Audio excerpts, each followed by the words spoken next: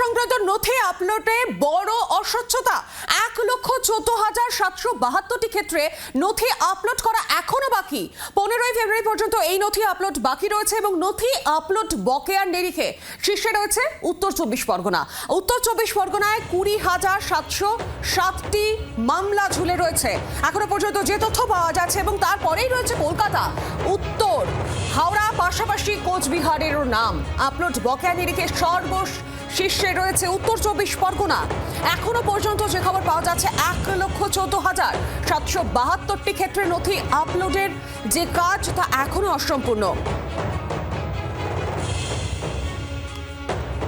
আরো বিস্তারিত জানবো, সরাসরি আমার সঙ্গে রয়েছেন প্রতিনিধি রক্তিমা দাস। রক্তিমা, ভোটার সংক্রান্ত নথি আপলোডে যে অস্বচ্ছতার প্রশ্ন তোলা হচ্ছে, এখনো পর্যন্ত প্রায় ১ লক্ষের উপরে মানুষের নথি আপলোড করা বাকি রয়েছে, তাহলে কি এই শুনানির যে চূড়ান্ত তালিকা তা কি আরো পিছিয়ে যেতে পারে?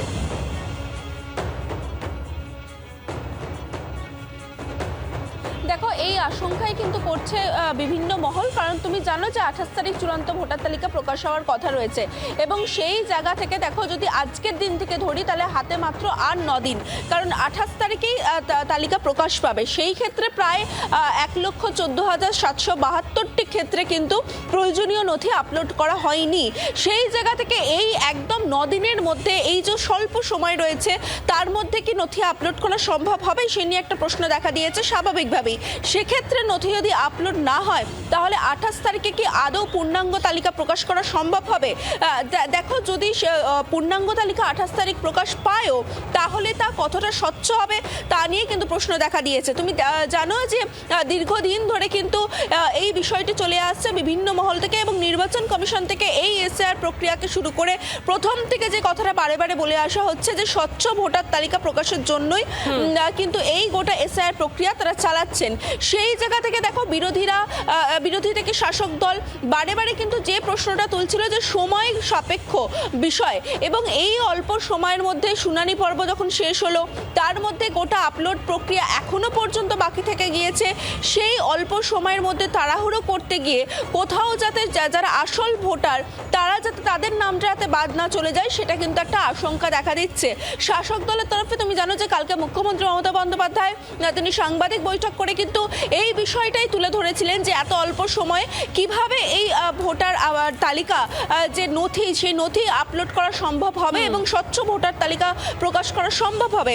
সেক্ষেত্রে দেখো, একেবারে তুমি যেমনটা বললে শীর্ষে রয়েছে উত্তর ২৪ পরগনা, সব থেকে বড় জেলা, এবং তারপরেই দেখো কলকাতা রয়েছে। পরপর যদি আমরা দেখি হাওড়া রয়েছে, কোচবিহার রয়েছে, দক্ষিণ দিনাজপুরের মতো জেলাগুলি রয়েছে। ফলত এই যে দীর্ঘ যে এক একটা জেলা থেকে প্রায় ২০,০০০ ১৫,০০০ করে নথি আপলোড বাকি রয়েছে। আমাদের সঙ্গে রয়েছেন জয়প্রকাশ মজুমদার। জয়প্রকাশ বাবু, ভোটার সংক্রান্ত যে নথি আপলোডের বড় অস্বচ্ছতা কি সামনে আসতে চলেছে? কারণ ২৮শে ফেব্রুয়ারি সময় ধার্য করা হয়েছিল যেখানে চূড়ান্ত তালিকা প্রকাশ করা হবে, কিন্তু এখনো পর্যন্ত যে তথ্য পাওয়া যাচ্ছে ১,১৪,০০০-এর উপরে নথি আপলোড বাকি রয়েছে। তাহলে তো একটা প্রশ্ন থাকছে যে যদি তাড়াহুড়ো করে নথি আপলোড করা হয় তাহলে একটা অস্বচ্ছতা থেকেই যাচ্ছে। কিভাবে দেখছেন? আমরা বারবার আপনাদের সামনে বলে এসেছি যে একটা চূড়ান্ত অপদার্থ এই বর্তমান নির্বাচন কমিশন, জাতীয় নির্বাচন কমিশন। তারা এসআইআর যজ্ঞে নেমেছিল, না ছিল পরিকল্পনা, না ছিল প্রস্তুতি, না ছিল প্রশিক্ষণ, আর অদ্ভুত অদ্ভুত সফটওয়্যার ইউজ করছে, বিজেপির তৈরি করে দেওয়া সফটওয়্যার। বিজেপির যারা পরামর্শদাতা কোম্পানি তারা নিজেদের মতন করে সফটওয়্যার করছে, কাঁচা কাজ, যে কারণে এত হয়রানি সাধারণ মানুষের এবং বিএলওদেরও, তারা আপলোড করতে পারছে না। আমি শুনেছি বেশ কিছু জায়গায় বিএলওদের কাছে আবার ডকুমেন্ট ফেরত পাঠিয়ে বলছে চেক করো, আবার দেখে পাঠাও। এইরকম তুগলকি কাজ করছে নির্বাচন কমিশন। আসলে মাথায় যদি একজন বসে থাকে অযোগ্য লোক, তাহলে পুরো সংস্থাটাই নষ্ট হয়ে যায়। একজন মাথায় একটা চরম অযোগ্য, যে ওই অমিত শাহ দপ্তরে কাজ করতো, তাই সেই হচ্ছে তার মেন কোয়ালিফিকেশন, তাই জন্য তাকে রাখা হয়েছে। আর সে ওই হিজমাস্টার ভয়েস এই হিসেবে শুধু কাজ করানোর জন্য হুমকি দিচ্ছেন, ধমকি দিচ্ছেন, কাজের কাজ হচ্ছে না। একটা কথা শুধু বলে দিই, সুপ্রিম কোর্টও বলেছেন, আমাদের নেত্রী মমতা বন্দ্যোপাধ্যায়ও বলেছেন, একজন বৈধ ভোটারের নামও যেন বাদ না যায়। এটা সাবধান থাকবেন এই ইলেকশন কমিশন। এই যে নথি আপলোড করতে পারছেন না, মানুষকে এর মধ্যে অনেক হয়রানি করেছেন। শুনানি শেষ হয়ে গেছে, মানুষ গিয়ে আপনাদের সব ডকুমেন্ট দিয়েছে, কিন্তু কোনো বৈধ ভোটারের নাম যেন বাদ না যায় সেটা আপনাদের দেখতে হবে। আর যদি সেটা করেন তাহলে কিন্তু এখানে বাংলার লড়াই শেষ হয়নি। বাংলার মানুষ জানে কি করে তাদের অধিকার বজায় রাখতে হয়। একেবারে ধন্যবাদ আপনাকে আমাদের সঙ্গে থাকার জন্য।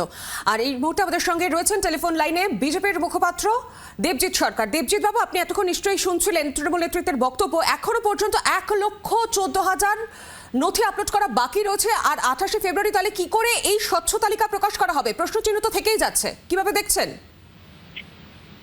ওটাই নির্বাচন আমাদের রাজনৈতিক দল, তারা শুধু একটা স্বচ্ছ নির্বাচন এবং একটা ভীতি সুন্দর স্বচ্ছ ভোট, এর বাইরে আমার আর কারুর নাম বৈধ ভোটার। কেননা এর কথা হচ্ছে যে মৃত্যু বাংলাদেশে অনুপ্রবেশকারী রোহিঙ্গা মুসল তাদেরকেও রাখ। দেবজিৎ বাবু, আপনার কথা স্পষ্ট শোনা যাচ্ছে না, যদি একটু স্থান পরিবর্তন করে কথা বলা সম্ভব হয়। শোনা যাচ্ছে? যোগাযোগ বিচ্ছিন্ন হয়েছে আমাদের সঙ্গে। আরেকবার আপনাদের জানিয়ে রাখি, 1,14,772টি ক্ষেত্রে নথি আপলোড এখনো বাকি রয়েছে। এদিকে 28শে ফেব্রুয়ারি চূড়ান্ত সেই তালিকা প্রকাশ করা হবে। প্রশ্ন থাকছে, স্বচ্ছ তালিকা কি আদৌ প্রকাশ করা হবে? এই যে 1,14,772টি নথি রয়েছে, তাদের কি হবে? পরবর্তী কি পদক্ষেপ নেওয়া হবে নির্বাচন কমিশনের তরফ থেকে, সেদিকেই নজর থাকবে। বাংলার আওয়াজ, বাঙালির আবেগ, জি 24 ঘন্টা।